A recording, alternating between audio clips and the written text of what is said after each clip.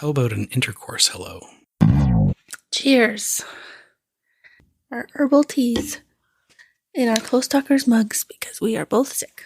But this week on Close Talkers, we watched Season 6, Episode 16, The Kiss Hello.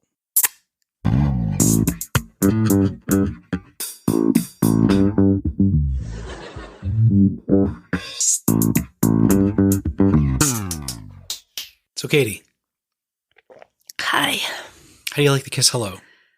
I laughed a lot. I didn't think I would. I guess I liked it. Okay. I've never heard of this episode. No? I've never heard anything referenced in this episode. But I think it was a good one. What do you think? We get upset and flustered George. Delicate genius. Delicate genius.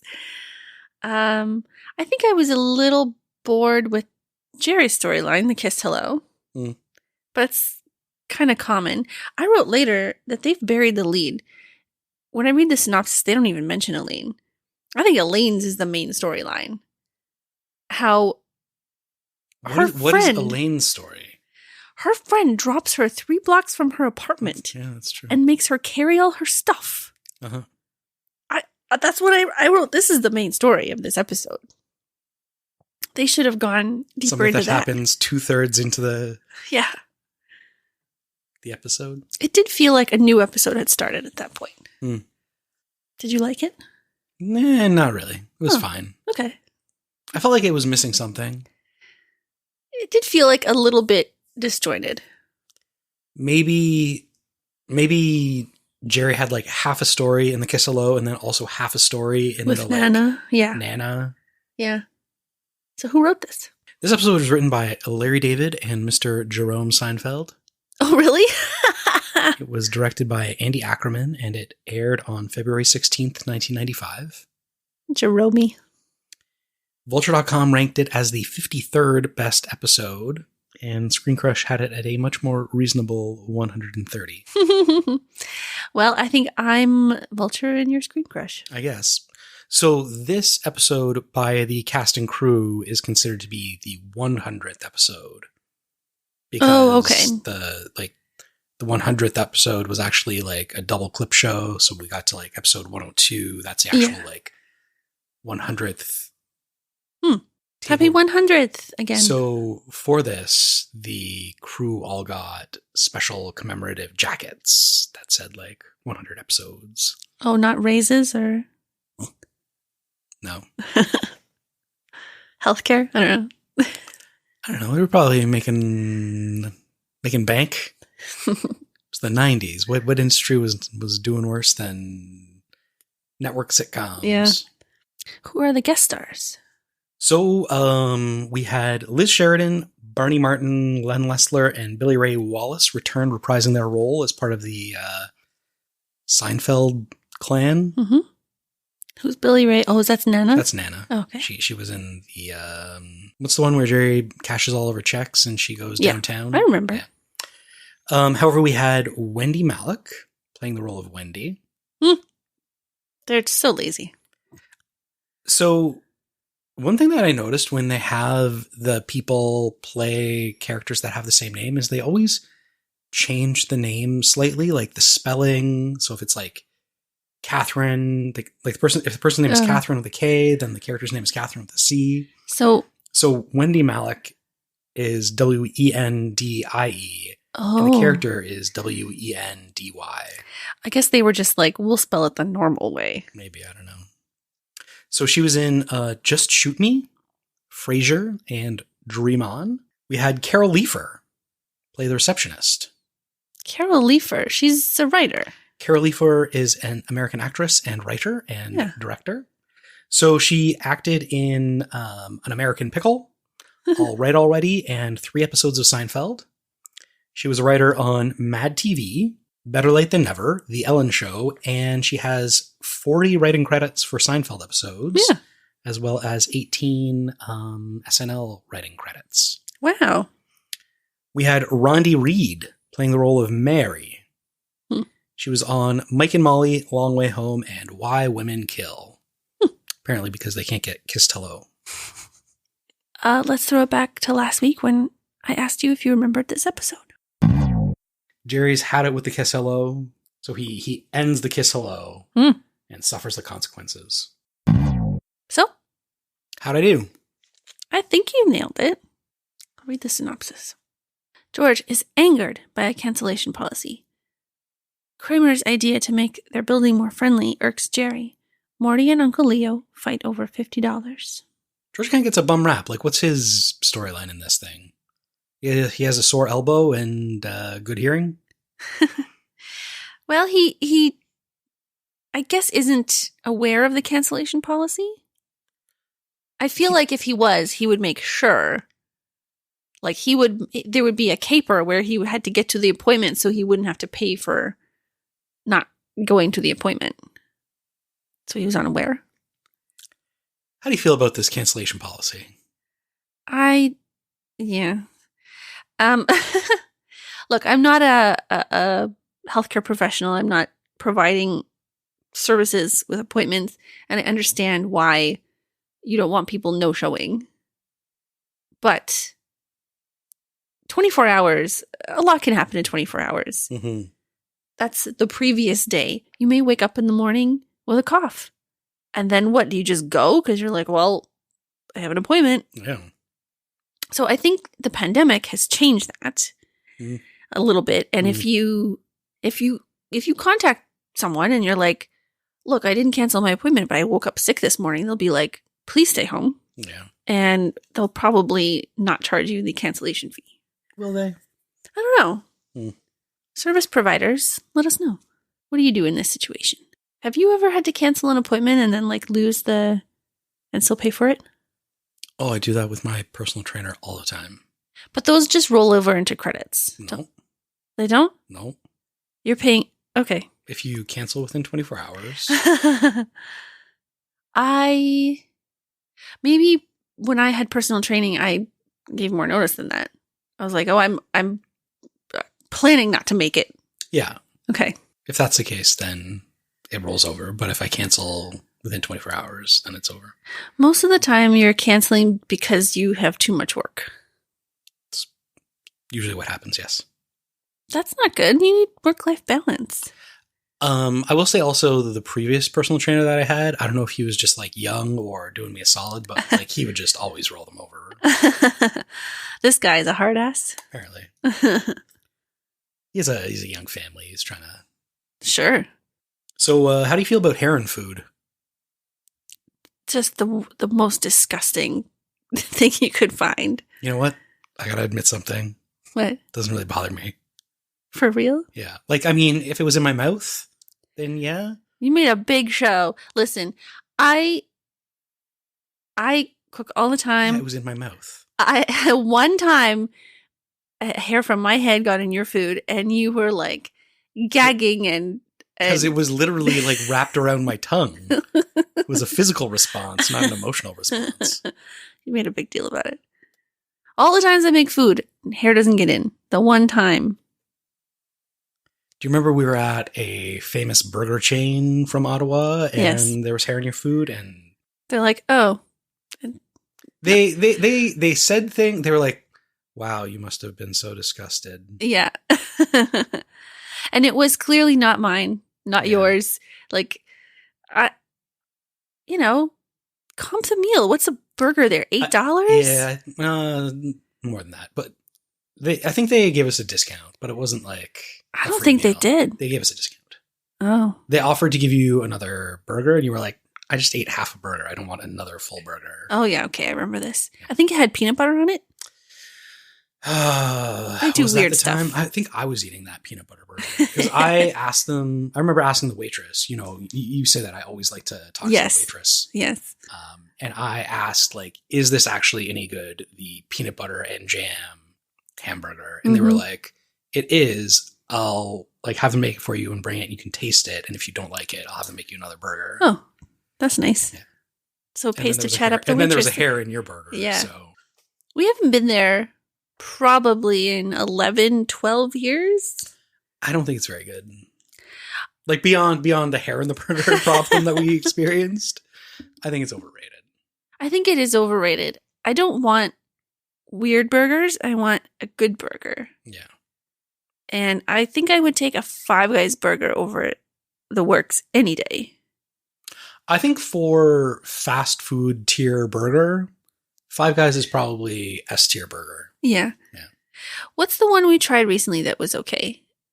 All Out? All Out Burger. It's not a franchise. No. But very good. Very good burger. Very good burger. Very nice people when I went to go pick it up. Mm-hmm. Yeah. Check them out if you're in Ottawa. For all of our Ottawa listeners, check out All Out Burger. Yeah. Tell them Close Talkers said you. Use Close Talkers for fun. Okay, so this episode. Remember when ordering All Out Burger in your Uber Eats app to put in discount code Close Talkers.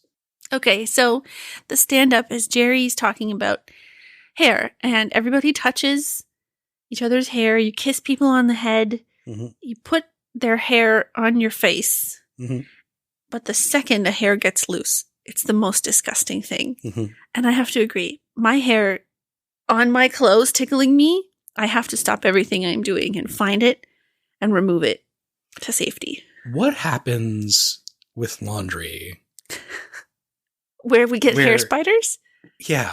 What, like, does the dryer melt the hair into a... It's not melted. It's I know, but like, how is it... tumbled. But it's like a dreadlock. It's a tiny little microscopic dreadlock. It doesn't get... Well... And it's it's like woven into clothes. That I don't understand. I don't understand how it like weaves itself into clothing. But it doesn't get in the lint trap. It does end, like my hair and our kids' hair ends up in little hair spiders stuck to your clothes. Yeah. I don't understand. We'll have to look that up. What exactly is the flamenco? You want to go for dinner in flamenco? Do you think that's true that people are just like casually flamencoing? No. Okay, yeah. Oh yeah, back to the hair. Jerry had that whole thing about the hair in his farina in the black and white cookie episode. Sure, yeah. So this is pre-ketchup in a squeeze bottle America. Or maybe it's like just introduced because they're debating about whether it's available. Mustard lends itself to squeezing. What, a tube? Like toothpaste? So, do you remember the first podcast? Ours? No, the one that I was on. What? Do you remember my first podcast that I was ever on? No, clearly. What? I was on Bill Nye the Science Guy. Oh, yeah. Podcast. Probably because he called you Jacob. I've forgotten. Mm. Yes, you were on Bill Nye the Science Guy's podcast. I'm sorry. Yes. I asked him why ketchup was a non-Newtonian fluid. Okay, you got to explain. I'm going to have some tea. So, from my materials engineering course, one of the like facts or whatever you want to call it is that ketchup is a non-Newtonian fluid. They use this to like exemplify because everybody knows has the experience of like ketchup. It's like a solid and then you put too much force on it and it like turns into a liquid. So it's an example of a non-Newtonian fluid. My question wasn't so much what is a non-Newtonian fluid. It is why is ketchup a non-Newtonian fluid? Because if you think about it, you're mixing up a whole bunch of like a sugar syrup and a vinegar and all of these things are Newtonian fluids. Somehow they all mix together to make a non-Newtonian fluid. Isn't that interesting? Katie is back in the room now. It is. And what was his answer? I don't remember. I think he said it was the sugar, but I actually think that it's the like microscopic particles of tomato. I went and actually tried to find a scientific journal about it on scholar.google.com. Mm-hmm. And I didn't have access to You can just say Google Scholar. Whatever. Like scientific paper, but the abstract stated that it was the particles of tomato in the tomato paste. So you're saying Bill Nye is wrong? I think he was wrong in this case. And maybe he would like to come onto our podcast and have the opportunity to correct himself. This is Close Talkers with Katie and Jacob. He did accidentally call me Jacob. I wrote at one point, we doesn't. And then I stopped writing and I don't remember why I wrote we doesn't. We doesn't. We doesn't. We doesn't remember why you did that either. It was after we don't ask. Maybe I was trying to write we don't ask medical professionals for medical advice outside the office. You mustn't disturb the delicate genius. Delicate genius. So delicate genius is a recurring phrase that George uses from this point on, but this is the first instance of its use. Jerry, before that, tells George that he admires his hearing. It really seems to touch George. I hear everything. So Jerry wants to end his kiss hello with Wendy. Yep. And he's also not thrilled about all the handshaking either, but one step at a time. When's the last time you shook someone's hand? This morning. Oh. I don't think I can't remember the last time I shook a hand. For me, it was definitely this morning. I shook Morty's hand, not Morty Seinfeld. So when they're talking about Wendy later at the cafe, Jerry looks at Elaine and goes, "What's with that hair?" And I thought he meant her hair. With Elaine's hair? Yes. Oh, yeah? You did not see any problem with Wendy's hair? I noticed her hair, but to me, I was like, well, I guess it was the 90s. I didn't clock it as weird for that time. So do you recognize this actress? Yes, of course. So she had this hair in this episode. She had similar hair in Frasier. No, she had the 90s like bangs and rough, choppy, short hair. It wasn't this like poodle skirt, bouffant. Isn't that when she comes back later? Oh, I don't know. And didn't she have similar hair in Just Shoot Me? I think she had like a bob in Just Shoot Me. We're going to need to check the images. Yeah. In my mind, that is her hair. That's just her hair. That's what it's always like. Jerry comes back to find Kramer rifling through his stuff. Yeah. So Kramer has spawned this idea that he'll put up pictures of everybody in the that lives in the building in the lobby with their names on it. I was picturing like a graduation class photo behind like professional matting, not just pictures taped to the wall with Sharpie underneath. 3x5s stuck to the wall, Sharpie underneath. This is basically a rehashing of the storyline of everybody wearing name tags from the frozen yogurt episode in New York. It'll be such a friendly thing. You'll be walking down the street and saying everybody, oh, you'll be walking down the hallway and talking to your neighbors. Are Larry David and Jerry Seinfeld out of ideas?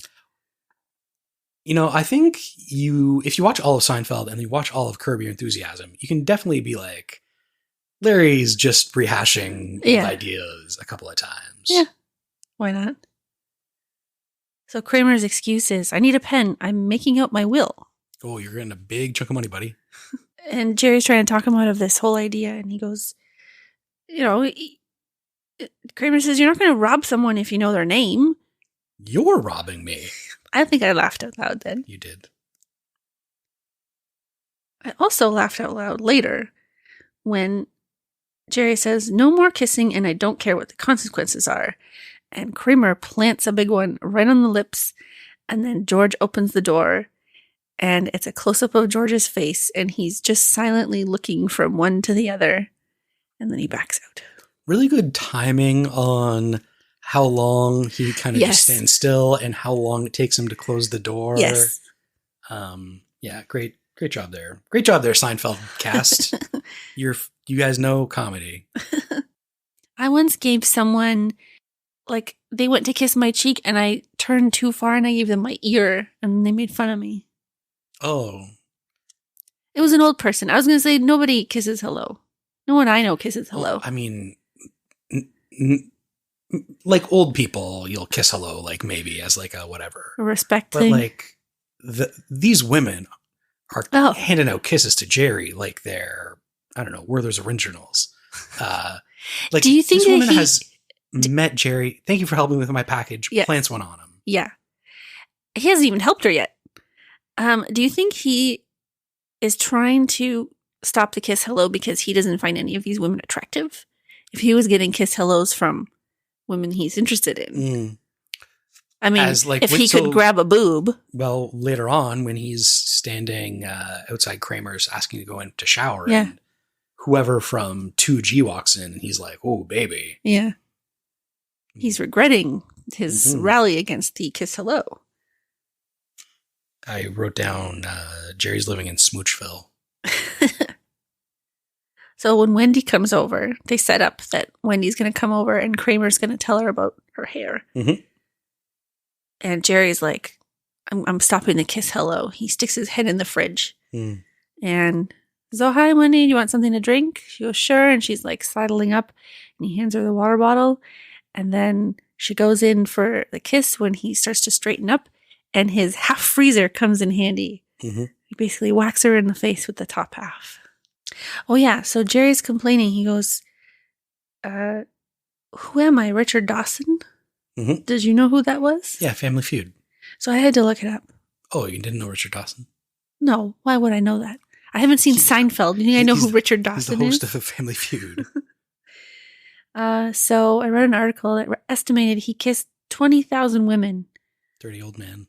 During that show. The article called it a funky little tradition. So apparently, when he started doing it, it was because somebody on the show seemed nervous. And he was like, well, I'll do what my mom always did for me and gave her a kiss. I find sexual assault always calms me down. So the network, ABC, tried to stop him doing this. But then he put it to the audience and be like, write in, tell me what you want. Should I keep kissing the women or no? And they're like, yes, you should kiss the women. Or at least that's what he chose to believe. And so he kept doing it.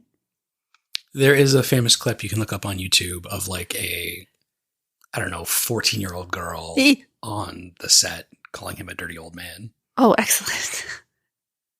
I was on a website that was talking about all these game show hosts and their weird on and off screen personalities. Did you know Pat Sajak is a climate change denier?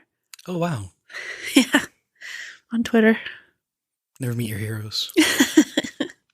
So Nana's gotten a little confused and she thinks it's 1941. And Uncle Leo owes Helen $50. I was surprised that they were the siblings. I don't think I made the connection that Leo was Helen's brother. You thought that Leo was a Seinfeld? Yes. Leo Seinfeld. What's his last name? Leo. His first name, Uncle. Are we going to be like Morty and Helen when we're retired? Just like obsessing over things? Probably me. I'm the Morty in this situation. Like calculating out how much interest we could have gotten if somebody had paid you somebody owes me $30. This is true. And I'm keeping tabs. Yeah. Conservative 5% interest compounded quarterly. Yeah. I think 5% is a little, what's the opposite of conservative? Liberal? A little fiscally liberal. If it's in a plain savings account, I don't think you're getting 5%. No, you're getting 0.05% in a plain savings account. But like if you're investing it, you should be getting double-digit returns, Katie. Yeah. That's what I demand. I think when you're retired, because you don't have like your level of worry doesn't change, but the things you have to worry about don't matter as much. Yeah. So you worry disproportionately to the thing. Yeah. Have you seen the clip on YouTube? This is a YouTube podcast now of there's a millennial and she just like tells her parents like, what's the famous cookie company from the US? Like Crumble Cookie or whatever? Yeah, I don't know. Anyways, she's like, oh, I ordered Crumble Cookie and they're going to be delivered. Yes. And it like breaks their parents' brain. Like they're going to get delivered. We're watching something at that time. Yeah. She's like, don't worry. I'm doing a nice thing. They're like, oh, but I'm... well... See, they don't have anything to worry about. Yep. So Carol Leifer is the tongue click receptionist. Well, we do have a 24-hour policy, so you're going to have to pay. So I think the main storyline is that Wendy drops Elaine 3 blocks from her house after their ski trip. Yeah, I think about this a lot. And like sometimes I'd be like, oh, like even our first ever interaction. Yeah. You were driving me home. Yeah. And you wouldn't let me drop you like 15 minutes. And then I was like 2 blocks from my house. I'm like, just drop me here and I'll walk. It's you'd have to go up and turn around. And so it's different. If I had said, I'm just going to drop you here. Oh, sure. Yeah. You offered to do me a favor because if I turned instead of continuing on, I could get on the highway easier. Yeah. If I had said, this is far enough for you. I didn't have to carry skis. Yeah. I can't believe this. What it made me actually, I forgot about the first time we met in this context. I know you try to. I was thinking about when we used to work quite close to here, but like a 25-minute walk. Okay. And I was leaving at the same time as a coworker who I knew had parked very close to the office. Mm-hmm. And I was like, oh, do you mind just, can I get a ride home? It was pouring rain. Mm-hmm. It was like scary downpour. And it would probably have taken her 5 minutes to drive me home. Yeah, sure. And basically she'd have to come back towards work. But all in all, 5 minutes to drop me off and get back to where she was. And she's like, oh, no, it's the opposite way. Mm-hmm. And we were friends. I was shocked. I'm still shocked. Yes. Who we helped move. I don't think she's ever talked to me. No. She hates you. I don't know what I did. I didn't even ask her for a ride home.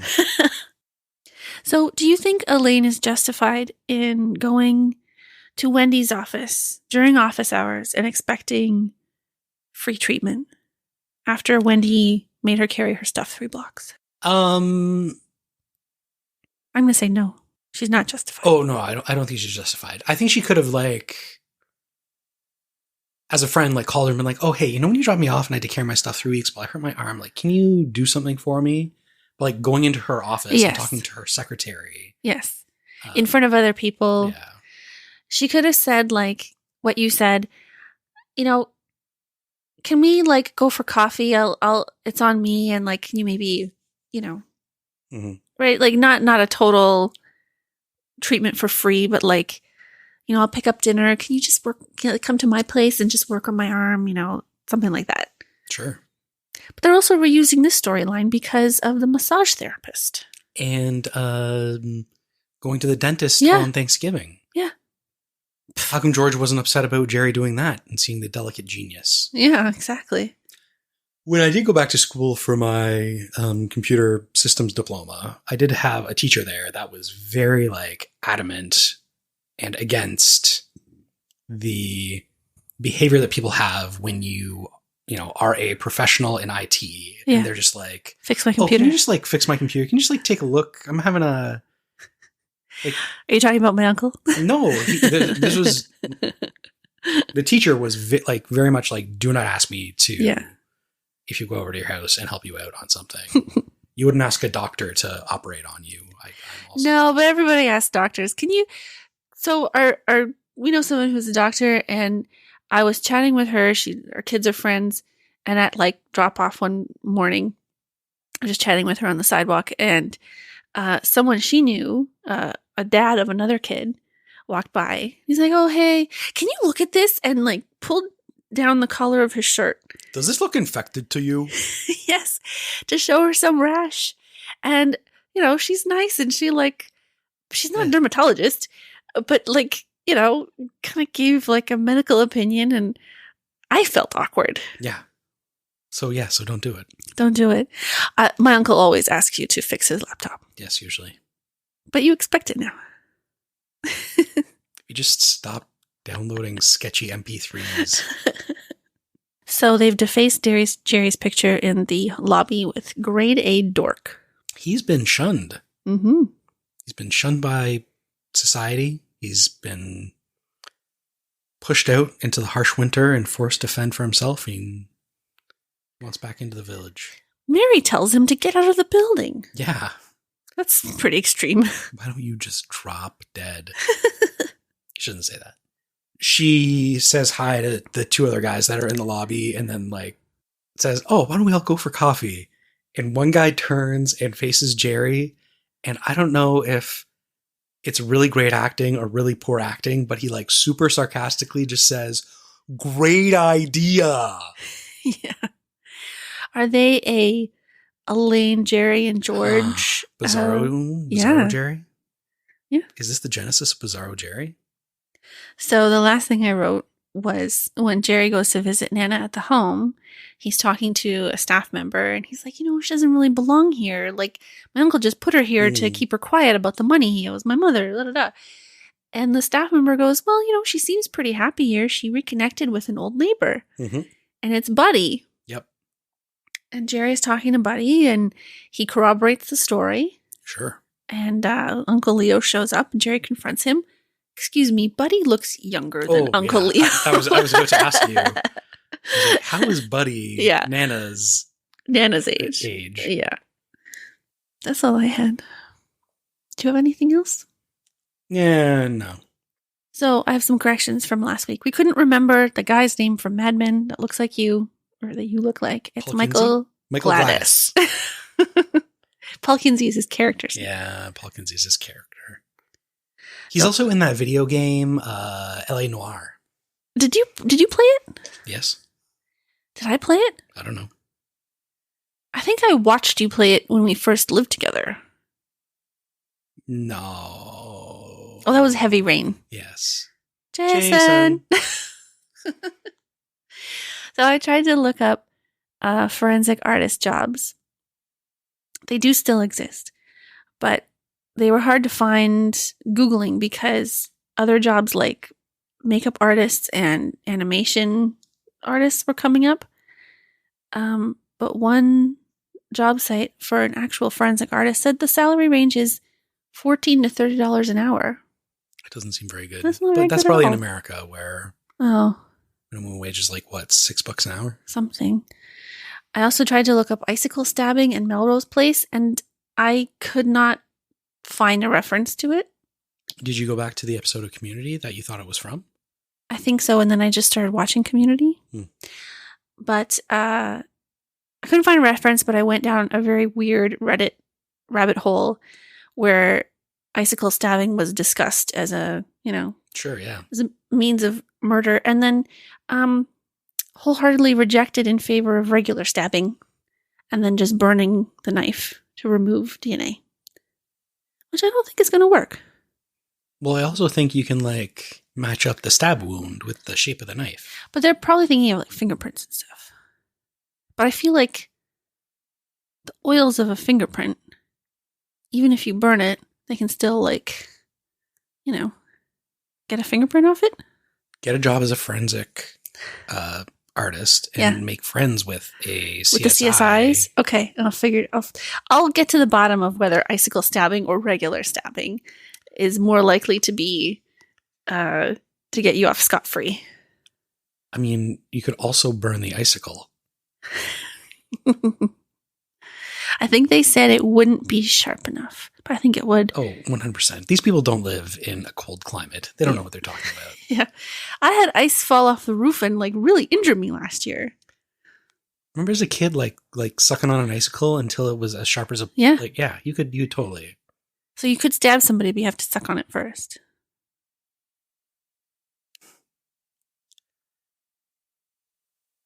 It's a sacrifice I'm willing to make. And then Michael Jordan. Yeah, you posted a picture of Michael Jordan's head. Do you now agree that he has a pointy head? No, I think it's... Oh my God. He has a pointy head. Not super... Not... In the grand scheme of things, I think he has a not relatively pointy head to the rest of the human population. Especially people that shave their heads. What about Patrick Stewart? I think Patrick Stewart has a pointier head than Michael Jordan. I think they're equally pointy. Disagree, 100%. Okay, agree to disagree. That's all I have. I don't agree. I don't agree to that. The next episode is The Doorman. The Doorman. Mm-hmm. What's it about? There's a smarmy doorman that Jerry and Elaine contend with. Okay. Well, bye. Bye. Believe it or not, this is our podcast. Please subscribe at the end. If you subscribed, we would be happy. Please subscribe to us. Believe it or not, it's our podcast. Is that a Seinfeld reference?